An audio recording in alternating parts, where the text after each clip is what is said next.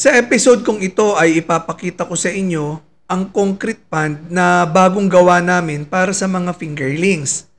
Ipapakita ko rin sa inyo ang mga grow out namin, pati na ang pinapag-grow out na inihahanda namin para sa mga okasyon sa parating na December. Makikita nyo rin sa episode kong ito ang mga fingerlings na ire-release namin sa katapusan nitong November. Sana ay samahan ninyo ako hanggang sa dulo ng episode kong ito at ako ay nakakasigurado na mayroon kayong matututunan na maaari ninyong ilagay o gawin sa inyong mga fish pond. Ito ang inyong kaibigan sa palaisdaan, si Abuelo.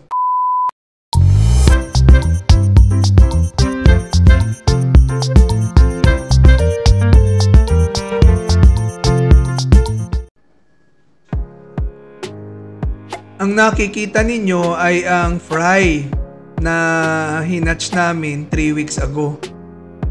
Ayan, nakikita ninyo masisigla, nasa 1.5 ang kanilang measurement o ang haba nila ngayon.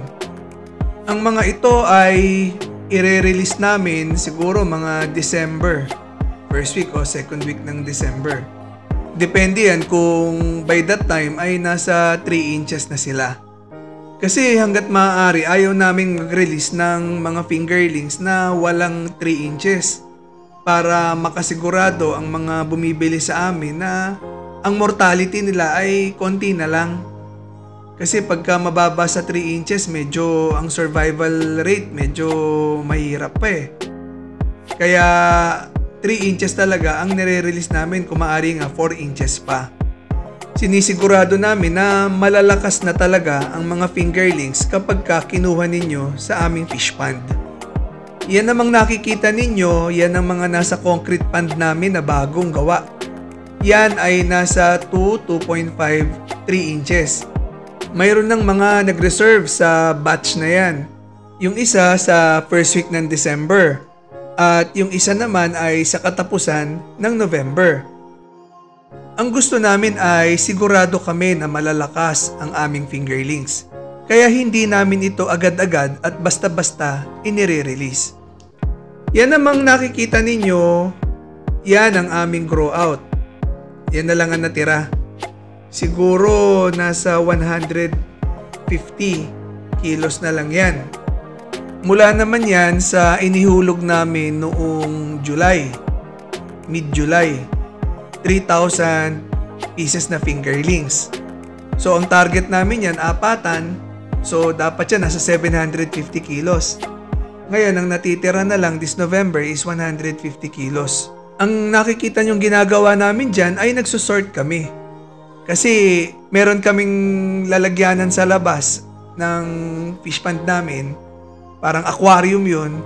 So nininet na lang namin, binabasket namin, tapos pinipili na lang namin yung mga nasa tamang sukat na. At yun ang inililipat namin sa labas.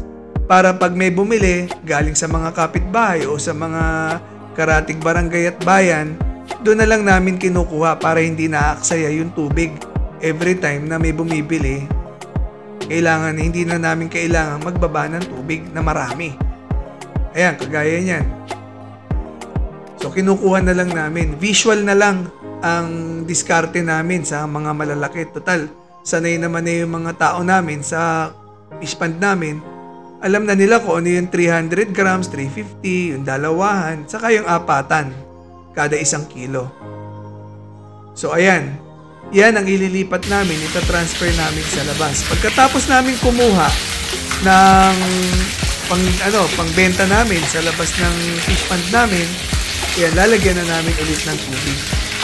So naglalagay kami doon sa labas mga 10 kilos hanggang 20 kilos para nga sa mabilis na transaction o bentahan ng aming hito.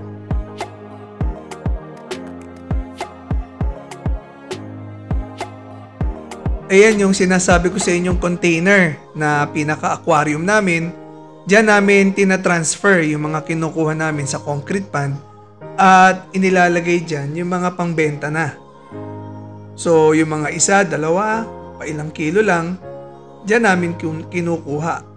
Pero yung mga 20 kilos, 30 kilos, dun pa rin yan sa concrete pond. wala kaming magagawa kundi magbawas o magbaba ng tubig. Ayan, kagaya niyan, may bumili. Ang gusto nila 10 piraso. So, pag sinabing 10 piraso, hindi namin alam kung ano timbang.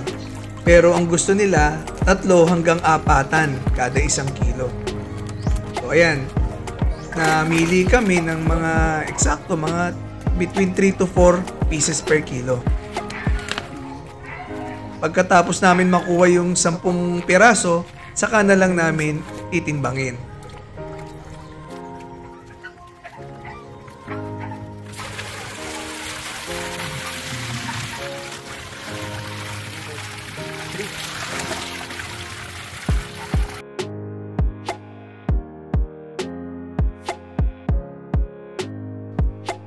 Kaya ayan, pagkatapos namin makumpleto yung 10 piraso, nagtimbang siya ng 2.8 kilograms.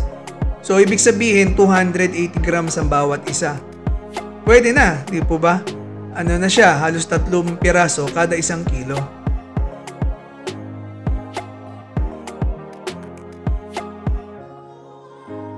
Ang nakikita naman ninyo sa screen ay ang aming pang-December.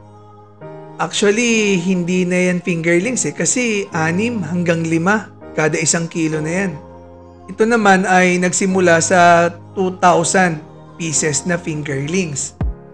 Kaya kung ito ay ang target namin ay 4, so 500 kilos yan. Lahat nakahanda yan para sa okasyon sa December 25 at December 31. Mga viewers and subscribers, alam nyo, kailangan marunong tayo mag-forecast. Dapat ang ating grow out ay nakatsyempo sa mga okasyon na sineselebrate ng mga Pilipino. Dapat sa bawat okasyon ay kumikita tayo. Masamantala natin yung magandang pagkakataon. Yan. Sige, tingnan natin kung gaano sila kalalakas kumain kasi sigla. Yun, oh. Pagbago talaga ang tubig, masigla kumain. Oh, yan ang katunayan. Diba?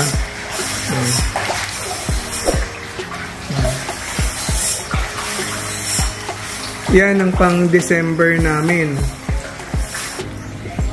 Pambenta namin for December. Yan. Ito yung mga kapatid nila na fast grower. Nag-sort kami, 2,000 pieces yan lahat. Ayan. Ito mga ilan na ba 1 kilo to? Meron na ako nakuha dito na 5 Oh, 5. Meron pang dito 6. 2 buwan. Sakto yan. Pang December 25 at saka pang December 31. Yan ang mga okasyon na maraming bumibili ng ihahanda nila na hito. Sakto ng lahat ito for December. Pwede na to grow out pambenta. Ito yung aming bagong gawa na pang fingerlings. Yun. Yan yung concrete pond namin para sa fingerlings lang. Ilagay namin sa gilid ng pader namin para ma-maximize ang space. Ito sila.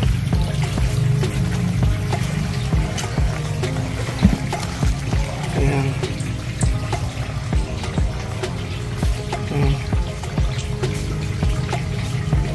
Ano na to mga 2 inches. May mga 3 inches na dyan. Ayan. Meron ng mga nag-reserve para sa fingerlings namin.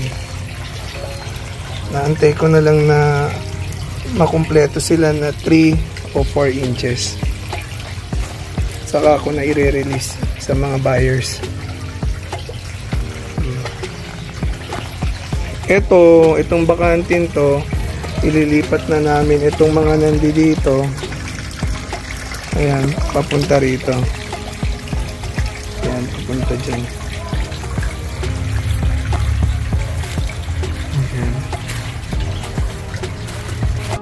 O paano mga viewers and subscribers, sana nag-enjoy kayo sa aking inihandang episode.